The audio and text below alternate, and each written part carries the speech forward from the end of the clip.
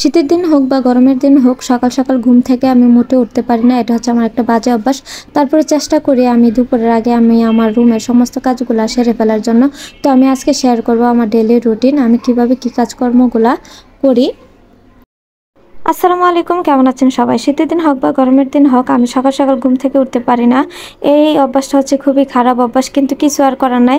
কিন্তু আমি উঠতে পারি না। অনেকে অনেক কথা বলতে পারেন, কি আর করার, যেহেতু এটা আমার বাজে অভ্যাস। তো ঘুম থেকে উঠে ফ্রেশ হয়ে ময়েশ্চারাইজার ক্রিম মুখে দিয়ে দিতেছি, আর হচ্ছে অলিভ অয়েল তেল হাত পায়ে দিতেছি। যেহেতু শীতের দিন মানে হাত পাও খসখসা থাকে, তো অলিভ অয়েল তেল বা যে কোনো তেল ইউজ করতে হয়, লোশন ব্যবহার করতে হয়, আর ময়েশ্চারাইজার ক্রিম তো ব্যবহার করা মাস্ট বি দরকার।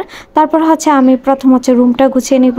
যেহেতু ছোটো দিন, মানে শীতের দিন তো ছোটো থাকে, তাড়াতাড়ি সকালে কাজকর্ম করে মানে গোসলটাও সেরে নিব। তো আমি চেষ্টা করি সকাল সকাল, টাইম বলতে দুপুরের আগেই হচ্ছে মানে আজানের আগে আমি রুমের সমস্ত কাজ করে ফেলার জন্য। তো কারিমা কিন্তু ঘুমাচ্ছে, আর ওর একটা বাজে অভ্যাস হচ্ছে, ও শীতের মধ্যে কাঁথা কম্বল দিতে চায় না, এবং রাতে যতবার ঘুম থেকে উঠবে ততবারই বলবে ফ্যান ছাড়ো আমার গরম লাগে। মানে এই শীতের মধ্যে ওর একই অবস্থা। তো যাই হোক, শীত অনেকই পড়ছে, দেশ গ্রামে অনেকটাই বেশি পড়ছে। ঢাকা পড়ছে যদিও, আমার রুমে এত মনে হয় না শীত লাগে। এখনও কিন্তু আমরা পাতলা কাঁথার কম্বলই ব্যবহার করতেছি, মোটা কম্বল বের করি নাই। তো কারিমায় কিন্তু ঘুমিয়ে আছে, তো ওকে ঘুমন্ত অবস্থায় রেখে হচ্ছে আমি আগে বিছানাটা গুছিয়ে নিব। আর যেহেতু আমার একটা ছোটোখাটো ইউটিউব চ্যানেল আছে, তার জন্য আমি আমার ডেইলি রুটিনগুলো আপনাদের সাথে শেয়ার করি। তো আমার মেয়ে কিন্তু ঘুমিয়ে আছে। তো কোন কোন মায়েরা বেবিদেরকে খাটে রেখে আমার মতন খাট গুছিয়ে ফেলেন, মানে বিছানাটা, অবশ্যই কমেন্টসে জানাবেন। যদিও আমি বিছানাটা আবারও গুছাবো রুম মোছার আগে। আপাতত মানে গুছিয়ে নিলাম। বিছানাটাও গুছানো থাকলে রুমটাই মানে দেখতে বিশ্রী লাগে, ভালো লাগে না। আর বিছানাটা গুছানো থাকলে দেখা যায় রুমের অনেকটা কাজই কমপ্লিট। তারপর হচ্ছে বাকি কাজগুলো আমি গুছিয়ে নিতেছি। সোফাটাও গুছিয়ে নেব। সোফার উপর অনেক কাপড় জমে আছে। তো অনেকে আবার কমেন্টস করতে পারেন, আপনার সোফার কাভার কোথায়, ফর্মের ওড়না বিছিয়ে রাখছেন। মূলত আমি হচ্ছে সোফার কাভার ধুয়ে দিয়েছিলাম কিছুদিন আগে, আমার হাজব্যান্ড ধুয়ে দিয়েছিল আর কি। এখনও লাগানো হয় নাই, লাগিয়ে ফেলবো। আগামীকাল হচ্ছে আমার বাসায় মেহমান আসবে, তখন লাগিয়ে ফেলবো।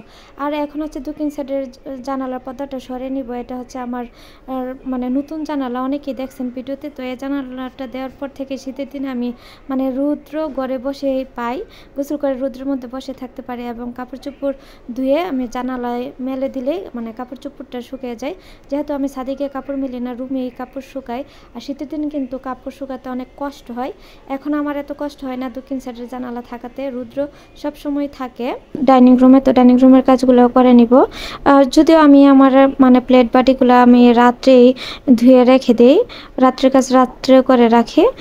সকালে মানে ধোয়া পালির কাজ করতে ভালো লাগে না শীতের দিন। তো আমি হচ্ছে হাঁড়ি পাতিলগুলা যা যা ছিল তা ধুয়ে নিতেছি। তো অনেক আপুরে আমাকে সুন্দর সুন্দর কমেন্টস করেন, সবাইকে অনেক ধন্যবাদ। আবার অনেকে জিজ্ঞেস করেন, আপু আপনি কিছুদিন পর পর কোথায় হারিয়ে যান, ভিডিও পাই না আপনার। আসলে মানুষের জীবনে নানান ধরনের সমস্যা থাকে, ব্যস্ততা থাকে, এ কারণে আসলে কন্টিনিউ আমি ভিডিও দিতে পারতেছি না। তো আমি আবার শারীরিকভাবে অসুস্থ, সবাই আমার জন্য দোয়া করবেন। তারপর হচ্ছে আমি হাঁড়ি পাতিল কিচেনের কাজ সেরে তারপর হচ্ছে কমলাগুলো ভালোভাবে মানে ধুয়ে ভিজিয়ে রাখতেছি। কারণ কমলা ভিজিয়ে না খেলে আমার কাছে তিতা তিতা লাগে, আর তো ভিজিয়ে খেলে আমার কাছে তিতা ভাবটা লাগে না, যেহেতু অনেক ফরমালিনও ব্যবহার করা হয় ফলের মধ্যে। তো ফরমালিন মুক্ত ফল খেতে হলে কিন্তু মানে ফলগুলা ভিজে রেখে 1 ঘন্টা তারপরে খেতে হয়।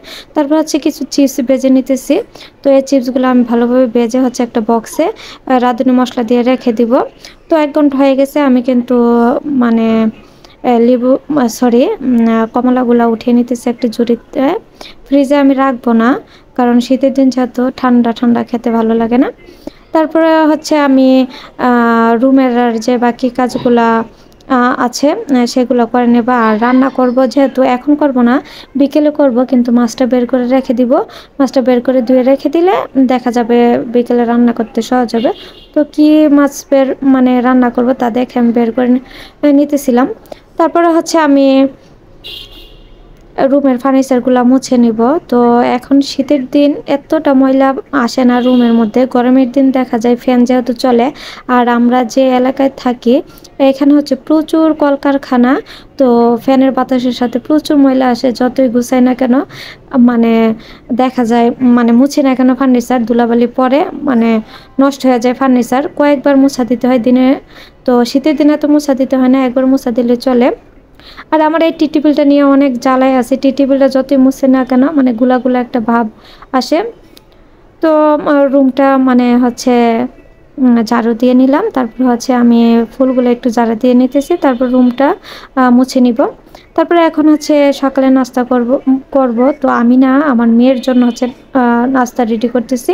আর আমি এমনি তো খেয়ে নিছি, খেজুর কলা এগুলা খেয়ে নিছি।